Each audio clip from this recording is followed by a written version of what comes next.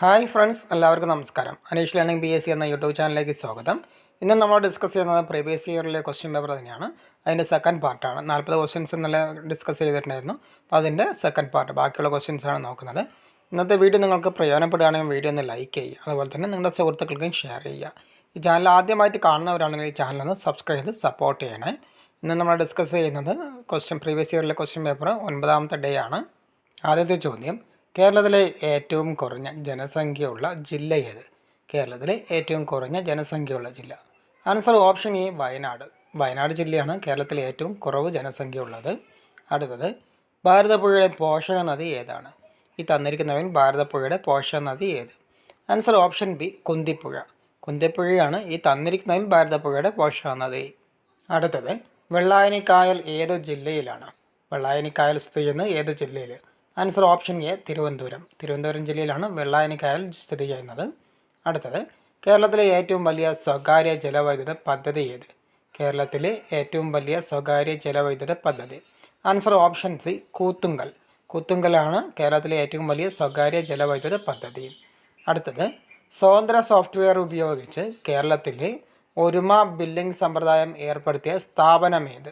സ്വതന്ത്ര സോഫ്റ്റ്വെയർ ഉപയോഗിച്ച് കേരളത്തിൽ ഒരുമ ബില്ലിംഗ് സമ്പ്രദായം ഏർപ്പെടുത്തിയ സ്ഥാപനമേത്? Answer option B KSEB. KSEB ആണ് സ്വതന്ത്ര സോഫ്റ്റ്വെയർ ഉപയോഗിച്ച് കേരളത്തിൽ ഒരുമ ബില്ലിംഗ് സമ്പ്രദായം ഏർപ്പെടുത്തിയ സ്ഥാപനം. അടുത്തത്: ഇടുക്കി ജില്ലയിൽ ഉൾപ്പെടുന്ന വന്യജീവി സങ്കേതം ഏത്?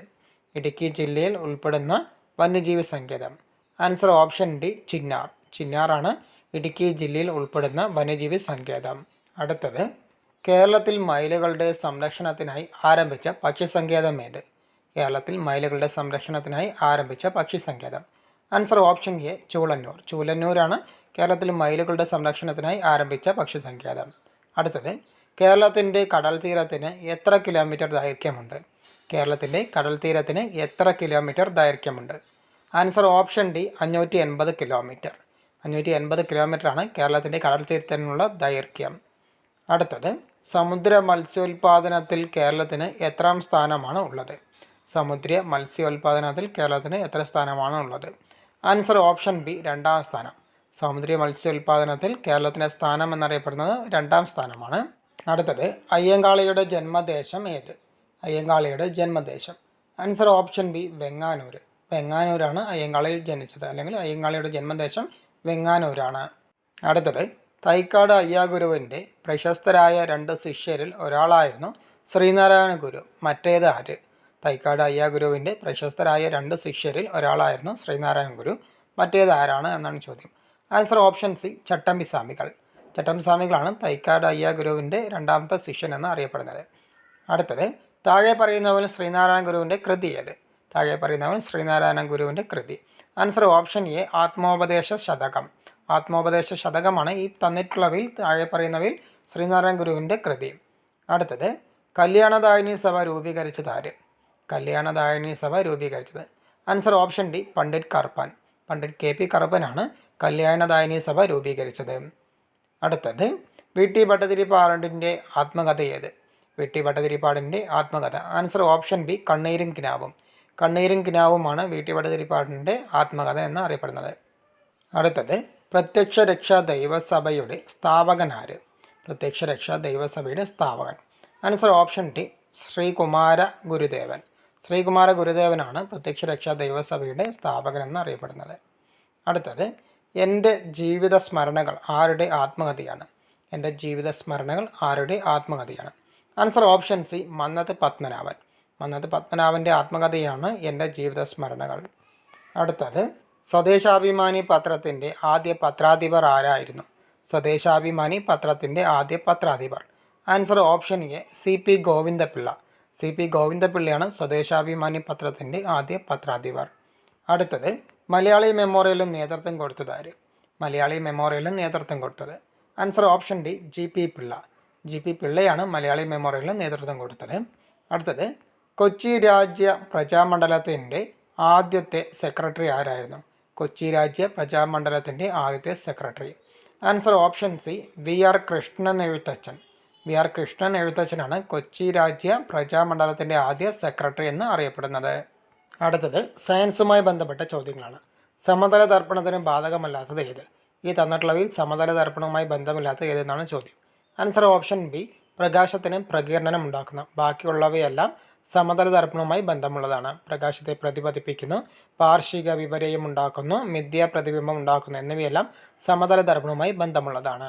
ആൻസർ ബി മാത്രമാണ്, പ്രകാശത്തിന് പ്രകീർണനം ഉണ്ടാക്കുന്നു എന്നാണ് സമതല ദർപ്പണവുമായി ബന്ധമില്ലാത്തത്. അടുത്തത്, മോട്ടോർ വാഹനങ്ങളിലെ ബാറ്ററിയിൽ ഉപയോഗിക്കുന്ന ആസിഡ് ഏത്? മോട്ടോർ വാഹനങ്ങളിലെ ബാറ്ററിയിൽ ഉപയോഗിക്കുന്ന acid. Answer option B, sulphuric acid. Sulphuric ആസിഡാണ് മോട്ടോർ വാഹനങ്ങളുടെ ബാറ്ററിയിൽ ഉപയോഗിക്കുന്ന ആസിഡ്. അടുത്തത്, സ്വതന്ത്രമായി തൂക്കിയിട്ട ഒരു ബാർ കാന്തം ഏത് ദിശയിൽ നിൽക്കും? സ്വതന്ത്രമായി തൂക്കിയിട്ട ഒരു ബാർ കാന്തം ഏത് ദിശയിലാണ് നിൽക്കുക?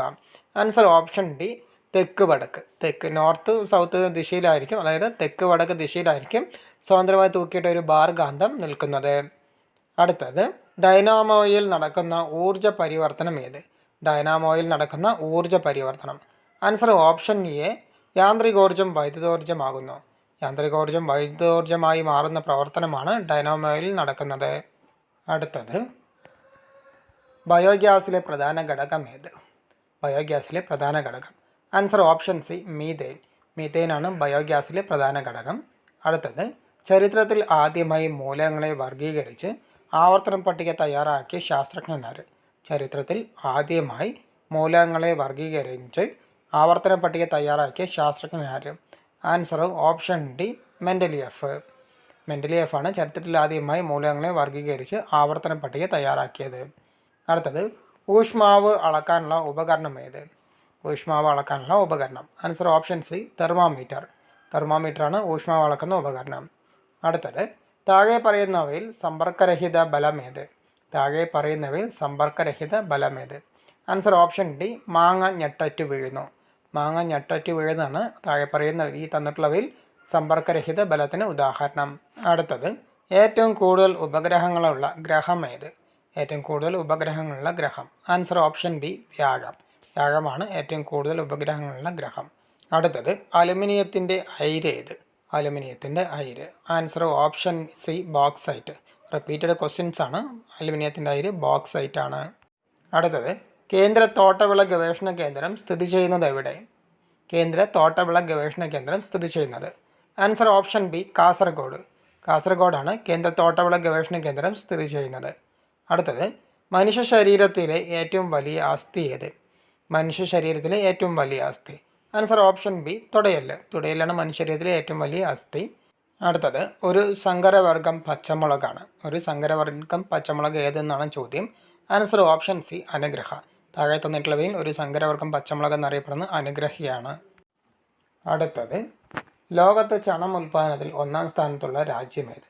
ലോകത്തെ ചണം ഉൽപ്പാദനത്തിൽ ഒന്നാം സ്ഥാനത്തുള്ള രാജ്യം. Answer option D, India. ഇന്ത്യയാണ് ലോകത്ത് ചണം ഉൽപ്പാദനത്തിൽ ഒന്നാം സ്ഥാനത്തുള്ള രാജ്യം. അടുത്തത്, അസ്കോർബിക് ആസിഡ് എന്ന പേരിൽ അറിയപ്പെടുന്ന വിറ്റാമിൻ ഏത്? അസ്കോർബിക് ആസിഡ് എന്ന പേരിൽ അറിയപ്പെടുന്ന vitamin. Answer option B, vitamin C. Vitamin C ആണ് അസ്കോർബിക് ആസിഡ് എന്ന പേരിൽ അറിയപ്പെടുന്നത്. അടുത്തത്, ചിക്കൻ ഗുനിയ പനിക്ക് കാരണമായ സൂക്ഷ്മാണു ഏത്? ചിക്കൻ ഗുനിയ പനിക്ക് കാരണമായ സൂക്ഷ്മാണു. Answer option C, virus. വൈറസാണ് ചിക്കൻ ഗുനിയ പനിക്ക് കാരണമായ സൂക്ഷ്മാണു എന്ന് അറിയപ്പെടുന്നത്. അടുത്തത്, താഴെ പറയുന്നവയിൽ പുനഃസ്ഥാപിക്കാൻ സാധിക്കാത്ത പ്രകൃതി വിഭവമാണ്. താഴെ പറയുന്നവയിൽ പുനഃസ്ഥാപിക്കാൻ സാധിക്കാത്ത പ്രകൃതി വിഭവം ഏതാണ് എന്നാണ് ചോദ്യം. ആൻസർ ഓപ്ഷൻ ബി, കൽക്കരി. കൽക്കരിയാണ് ഈ താഴെ തന്നിട്ടുള്ളവയിൽ പുനഃസ്ഥാപിക്കാൻ സാധിക്കാത്ത പ്രകൃതി വിഭവം. അടുത്തത്, കാസർഗോഡ് ജില്ലയിൽ ദുരന്തം വിതച്ച കീടനാശിനി ഏത്? കാസർഗോഡ് ജില്ലയിൽ ദുരന്തം വിതച്ച കീടനാശിനി. Answer option A, endosulfan. എൻഡോസൾഫാനാണ് കാസർഗോഡ് ജില്ലയിൽ ദുരന്തം വിതച്ച കീടനാശിനി എന്ന് അറിയപ്പെടുന്നത്. അടുത്തത്, നമ്മുടെ നാട്ടിൽ വംശനാശ ഭീഷണി നേരിടുന്ന ഒരു ജീവിവർഗമാണ്. ഈ തന്നിട്ടുള്ളതിൽ നമ്മുടെ നാട്ടിൽ വംശനാശ ഭീഷണി നേരിടുന്ന ഒരു ജീവിവർഗം ഏതാണ് എന്നാണ് ചോദ്യം. Answer option B, വെരുക്.